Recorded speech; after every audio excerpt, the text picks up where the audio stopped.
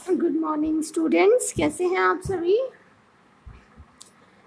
Seventh class देखिए, हम लोग साइंस के अंदर चैप्टर 2 पढ़ रहे हैं और चैप्टर 2 के अंदर वीडियो नंबर हम 12 आज पढ़ेंगे। देखिए, पिछले वीडियो के अंदर मैं थोड़ा सा बता देती हूँ आपको। मैंने ये डायग्राम पढ़ाया था और मैंने बताया था ये पूरा आहार नाल सिस्टम है, हमारा पूरा पाचन तंत्र इसी पर टिका हुआ है। तो ये जो है इनके अंगों के बारे में हम डिटेल में पढ़ेंगे। आपको लाइन वाई ये जो अंग दिए हुए हैं ये आपको पता होना चाहिए, कल मैंने बताए थे। आज हम पाचन तंत्र के हर एक अंग के बारे में डिटेल से पढ़ना स्टार्ट करते हैं, ठीक है। डिटेल में पढ़ेंगे, हर एक ऑर्गन के बारे में यहाँ पर हम डिटेल से पढ़ेंगे। देखिए, पहला जो हमारा अंग यहाँ पर होता है, जो सबसे पहला हमारा अंग यहाँ रहेगा वो होगा मुख और मुख गुहिका। यानी कि जब आप खाना खाते हैं तो सबसे पहले खाना बेटा कहाँ जाता है, हमारे मुंह के अंदर जाता है। और पाचन की जो प्रक्रिया होती है हमारे शरीर में वो मुंह में ही शुरू हो जाती है, ठीक है। मैंने आपको पाचन की एक सरल सी परिभाषा बताई थी कि जटिल पदार्थों को सरल पदार्थों में तोड़ देना ही पाचन कहलाता है। और जैसे ही हम खाना मुंह में डालते हैं, हम उसे चबाने लगते हैं, तो बड़े टुकड़े को, बड़े निवाले को छोटे छोटे पीसेस में तोड़ना जो है हम मुंह में ही स्टार्ट कर देते हैं। इसीलिए पाचन जो है वो मुंह में ही शुरू हो जाता है। देखिए, भोजन का अंतर्ग्रहण मुख द्वारा होता है। आहार को शरीर के अंदर लेने की प्रक्रिया को ही अंतर्ग्रहण कहते हैं, ठीक है। तो अब देखिए, मुंह में भी आपके पास में, मुंह में भी है ना बहुत सारे चीज़ें होती हैं। मुंह में देखिए आपके दांत होते हैं, मुंह के अंदर जीभ होती है और उसके अलावा लार ग्रंथियां भी होती हैं। तो हम इन्हें भी डिटेल में पढ़ेंगे। देखिए, सबसे पहले हम जो खाना होता है दांतों की सहायता से चबाते हैं, पीसते हैं और उसके छोटे छोटे टुकड़े करते हैं, ठीक है। अब प्रत्येक जो दांत होता है ना बेटा, वो मसूड़ों के बीच में अलग अलग सॉकेट बने होते हैं, उनमें धंसे रहते हैं हमारे दांत, ठीक है। और दांतों की आकृति जो होती है अलग अलग होती है, इसी वजह से दांत जो कार्य करते हैं उनके कार्य भी भिन्न भिन्न होते हैं, ठीक है। देखिए, यहाँ पर ये एक डायग्राम दिया हुआ है, मैं इसमें आपको बता देती हूँ। आपके जो एक वयस्क मनुष्य होता है उसके ऊपर के जबड़े के अंदर जो है कितने दांत होने चाहिए बेटा? हमने कहा हमारे जो वयस्क होता है उसके टोटल जो दांत होते हैं वो 32 होते हैं, ठीक है। तो यानी कि जो ऊपर का जबड़ा होता है और नीचे का जबड़ा होता है, दोनों को मिलाकर 32 दांत है। तो यानी एक जबड़े के अंदर कितने दांत होने चाहिए? 16 दांत होने चाहिए, ठीक है। अब काउंट कर लीजिए। देखिए, डायग्राम के अंदर 1 2 3 4 5 6 7 8 9 10 11 12 13 14 15 16, यानी कि 16 दांत एक जबाड़े में होते हैं, जबड़े में होते हैं।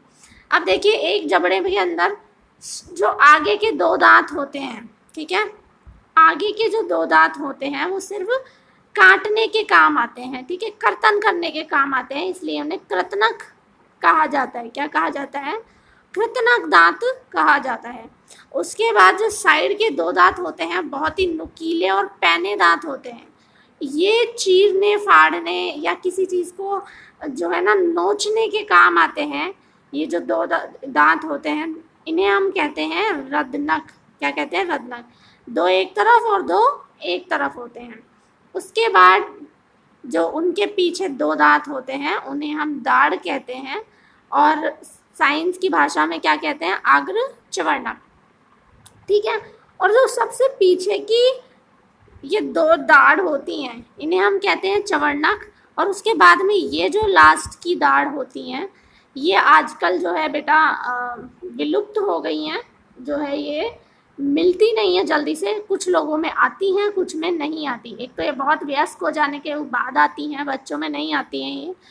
और अब आजकल ये वयस्कों में भी आना बंद हो गई हैं। इन्हें हम कहते हैं चवर्णक नहीं आती हैं ये, इन्हें जिसे हम अक्ल दाढ़ विजडम टीथ कहते हैं। क्लियर है?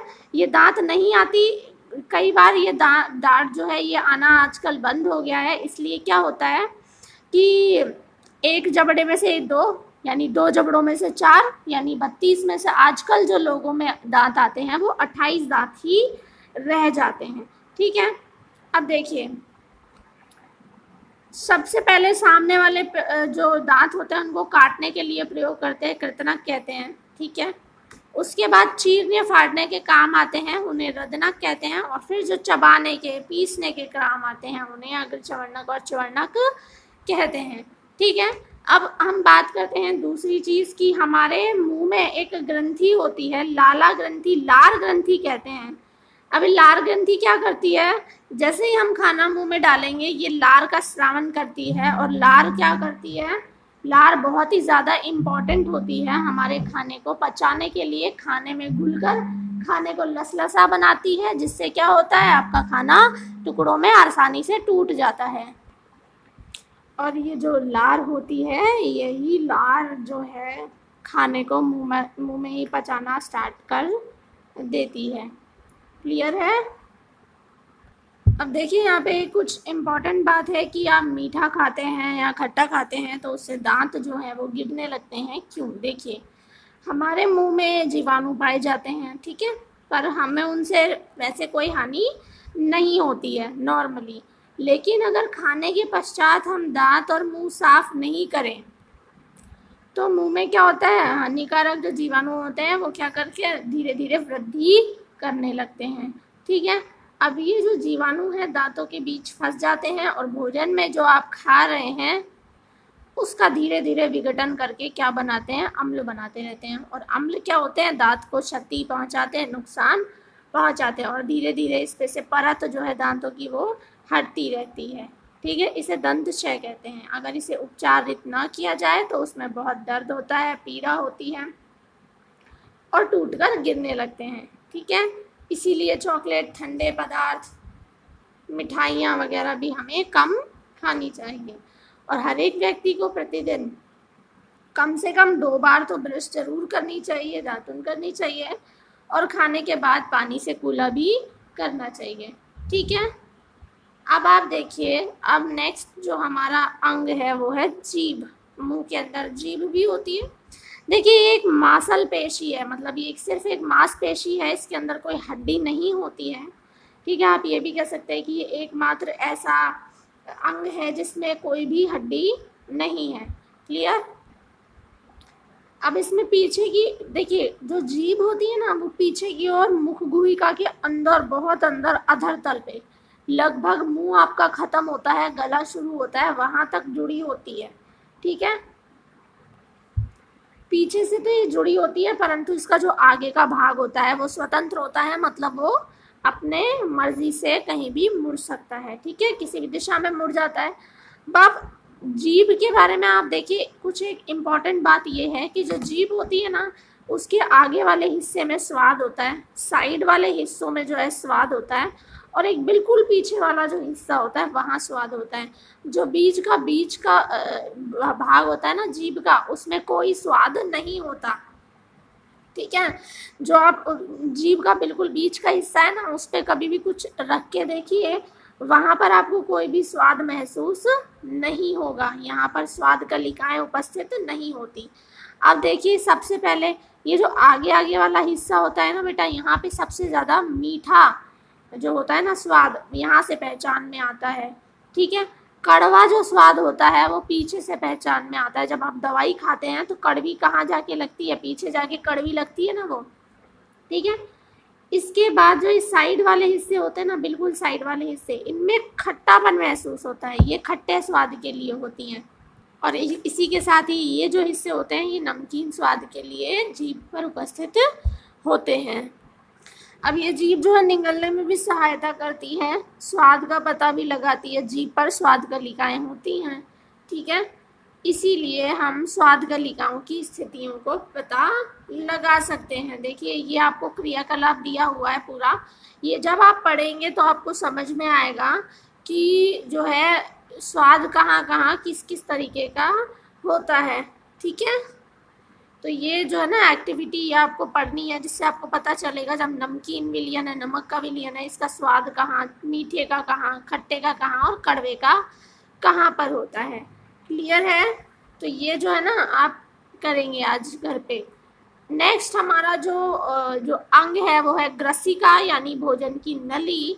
इसे हम नेक्स्ट वीडियो के अंदर पढ़ेंगे। तो अब तक के आप ये क्रियाकलाप कीजिए और इस चैप्टर को पढ़िए, याद कीजिए। Thank you. Good morning 7th class. आज हमारा मैथ्स के अंदर वीडियो नंबर जो है 11 है और हम 1.3 एक्सरसाइज जो है उसका 7th क्वेश्चन आज स्टार्ट करेंगे। 6th क्वेश्चन तक हम कंप्लीट कर चुके हैं। देखिए हमारा जो 7th क्वेश्चन है क्या है। In a class test containing 10 questions, 5 marks are awarded for every correct answer and -2 marks are awarded for every incorrect answers and 0 for question not attempted। देखिए एक क्लास टेस्ट हुआ, 10 क्वेश्चंस दिए गए class test के अंदर, ठीक है। अब वो 10 क्वेश्चंस इस तरीके से सेट हैं कि जब आप कोई आंसर सही करेंगे तो आपको 5 नंबर मिलेंगे, मतलब हर एक क्वेश्चन जो है 5 नंबर का है। अगर आप सही करते हैं तो आपको 5 नंबर मिलेंगे और अगर आप गलत करते हैं कोई क्वेश्चन तो आपको 2 नंबर माइनस के मिलेंगे, यानी कि आपके 2 नंबर काट लिए जाएंगे, ठीक है। 5 नंबर सही होने के और -2 गलत होने के। और अगर आप आंसर करते नहीं हैं या आप उसे करना ही मतलब छोड़ देते हैं उस क्वेश्चन को, तो आपको 0 नंबर मिलेंगे। क्लियर है? ये क्लास टेस्ट की बात है। अब आपसे पूछा क्या गया है? पूछा गया है Mohan gets 4 correct and 6 incorrect answers, कि जो मोहन है उसके 4 क्वेश्चन सही हैं और 6 क्वेश्चन गलत हैं। What is his score? तो उसके टोटल जो नंबर आए हैं वो कितने आए हैं। तो देखिए बेटा, हमें यहाँ पे दिया है marks for every right answer. Every correct answer के लिए मार्क्स कितने हैं? 5 मार्क्स हैं। और एवरी रॉन्ग आंसर के लिए कितने मार्क्स देने हैं? हमें -2 देने हैं। अब जो मोहन है, marks for Mohan's 4 correct answers. Mohan जो है